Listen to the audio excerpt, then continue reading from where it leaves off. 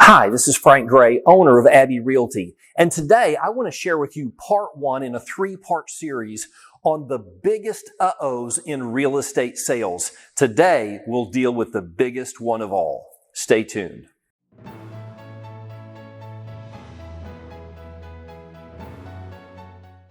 Hi, I want to share with you something that if you'll monitor it very carefully, you will never find yourself in the terrible situation of being responsible for losing your buyer's earnest money.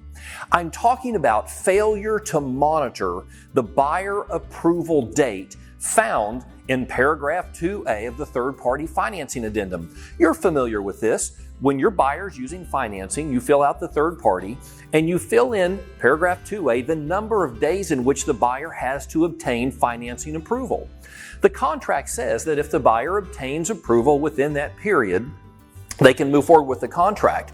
But if they can't, the buyer may cancel the contract and receive their earnest money back. Here's the big mistake that I've been seeing.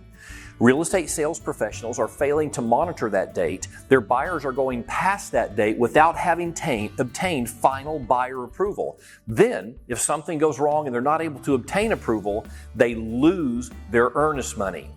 Now, please don't blame the lender. Please don't blame your buyer. As the professional in the relationship, it's your responsibility to monitor that date. And the best advice I can give you is that if you see the date for buyer approval approaching, you speak with the lender and you see it's going to take more time, you've got a couple options. One, you can submit an amendment extending the time for buyer approval, or two, you can cancel the contract. In fact, TREC provides a form for that. You may not even be familiar with it, but it's called TREC 01A, entitled Notice Pursuant to Third Party Financing Condition Approval, and then you'll submit the buyer's notice of termination of contract and, of course, the earnest money release. Submit all three documents to the seller. It terminates the contract. Now, but wait, I know what you're thinking, but the buyer really wants the house. That's okay. If they get buyer approval 2 or 3 days after termination, the seller still wants to sell, the buyer still wants to buy, you can put the deal back together. But if they don't get approval, you have protected your buyer's earnest money and left them in a position to buy another home when things improve with their financing situation.